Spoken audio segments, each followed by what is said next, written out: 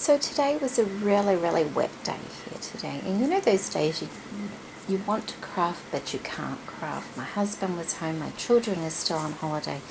So I thought I would make some flowers today. I've always, since I started crafting last year, made flowers in batches and then use them on things, and I find that's the easiest way because we all run low on time, and so it helps to save time in the long run. And today was just one of those days.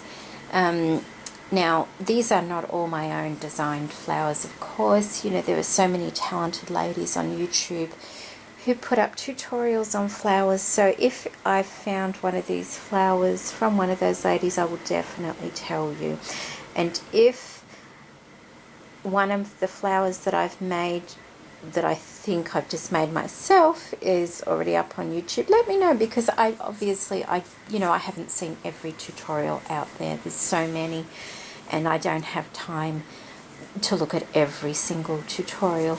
But anyway, little Shabby Chic Trisha always makes the most gorgeous flowers. She had one, I think it was called a looped flower, I think last week sometime, that I saw, and I thought I'd give that a go. This is what I've done. I've used this, I think it's like a raw silk, and when it frays, it's like a natural colour. When it frays, it actually gives off this blue tone, which I think is adorable. In the centre here, I've just used the pieces of the fibre that have come off. I've scrunched them all up and put it in the centre there with some pearls. And when I made it, the outer edge here, I didn't find it very pleasing. So what I did was I cut a circle of the same fabric, just a little bit bigger, and frayed the edges and put that at the back.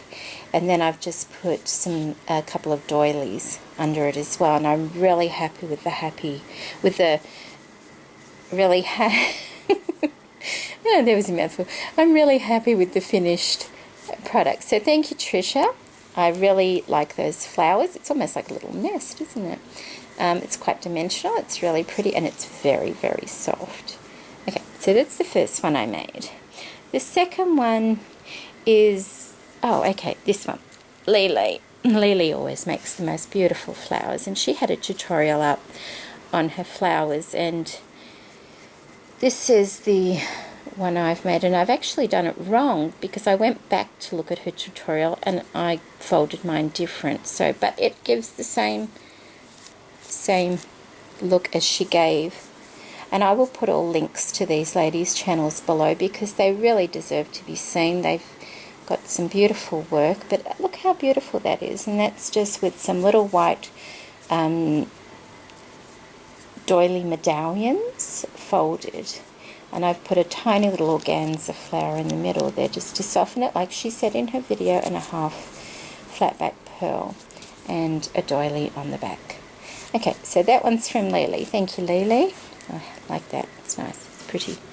And actually with my these are the boxes, my match boxes are going in. Thank you for everyone who left a comment and suggested I pack them in boxes. Well, this is what I did. I bought some cheap paper mache boxes, and I've done what Lily did, but I've changed it up a little bit because I didn't need it to be quite so full. So what I did is oh yes I do. Okay, what I did with my doily on this one was I folded it in half like that, and instead of folding it like that and like that like Lily does and gets this huge volume, what I did, I just folded it in half once, and then the next one I did the same and put it there, and then as you can see it gives an up-down effect, gives lots of it still looks really pretty, but it's not so full on top of a little box like this.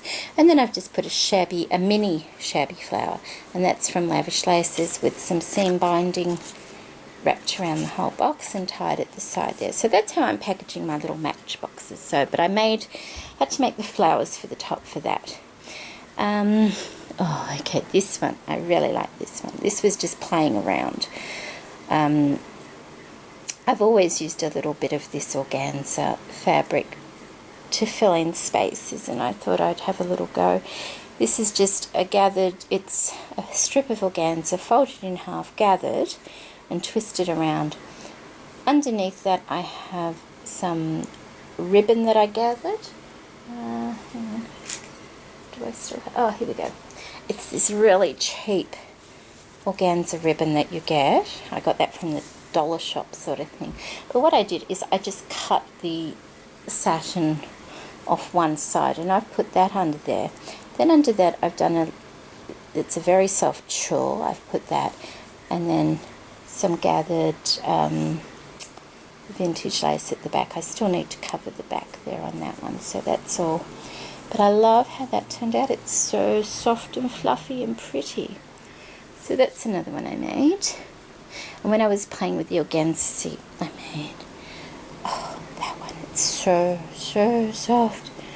That's I've made a few of these before, and I do that, and then when I come to a project I add to them. So that's like a bare bones organza. I don't even know what you call those flowers, but it's just a strip folded in half, gathered and twisted around itself. So that's that one, and that will be added to at some stage. But I made another one, but I made a mistake on it because it was a bit lopsided, and I thought, oh, what will I do? And what turned out to be my mistake, and the one I didn't like at all, actually turns out to be almost my favourite. What I've done is, as you can see how it's a bit lopsided.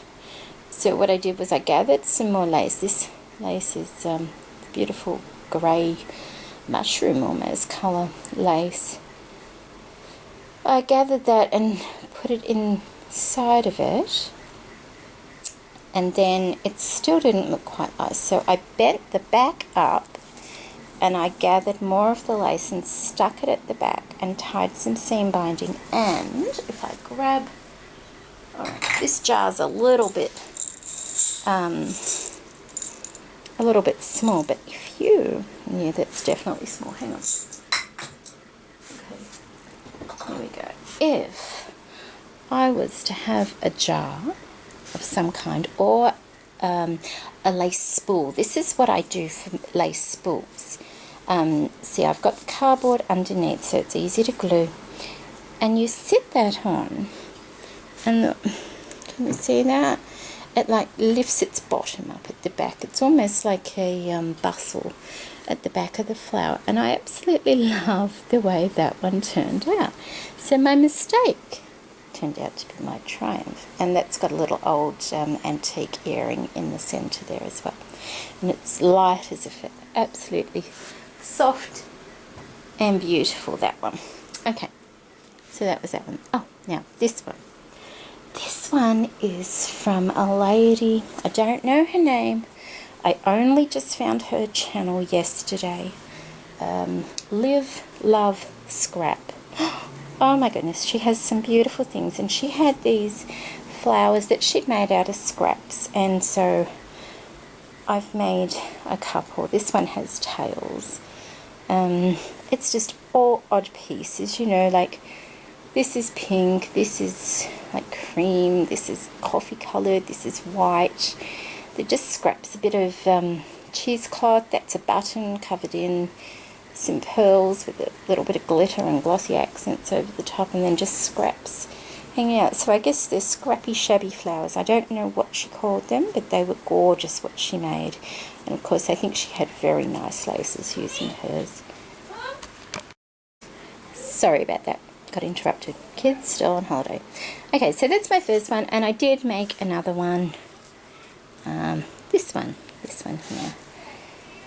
And that has, as you can see, like stitching on the back. It's got a wedding applique there. It's got some vintage lace here, some tulle on one side here, some cheesecloth on one side there, bit of white lace, that's vintage as well there, and another one of those buttons with beads on top there, and oh, and a bit of handmade vintage lace there as well. And I love it. How and that was so easy to make. You just get your your scrap bag out. I mean, I did most of this. The only thing that's glued is the button, but you know, easy enough to glue if you want to glue and things like that. It's wonderful. So they are my, oh hang on, I made one more. And these are simple. These are pretty much the same as what's on top of the boxes. They're just, what have we got? We've got a doily, we've got lace underneath, and a mini shabby flower. That's just a tag I'm sending to somebody. So very simple but so enjoyable to make. I will link the ladies below because I really, you know, it's nice to find new channels where people can teach you new things. So if you have any suggestions of people I can go and watch, because I find it hard to find new things. You know, the same things tend to come up all the time. So if you have any suggestions of people that you think I may not have heard of, because I mean this Live Love Scrap, she's got thousands of subscribers and I hadn't even heard of her.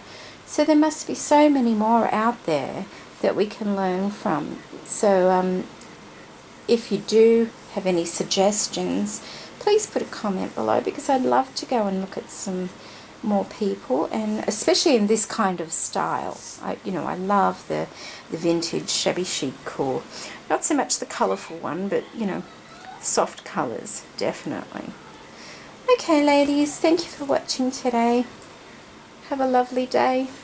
Bye.